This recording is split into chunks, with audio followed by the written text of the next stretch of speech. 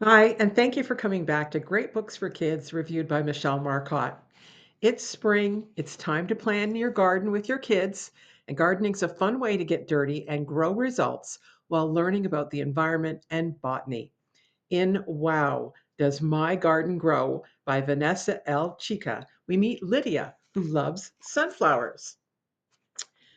She takes us on a journey to grow sunflowers, beginning where she buys seeds and gives a little arithmetic lesson on the cost, how to plant, and how to help the sunflowers grow. Sunflowers are a rewarding plant to grow with your kids because they grow quickly. They create a big flower full of seeds that birds love. Depending on the seed variety you select, your child may be able to grow flowers taller than they are. The illustrations in this book will help you see every step of the growing journey using a combination of photography and AI for the illustrations.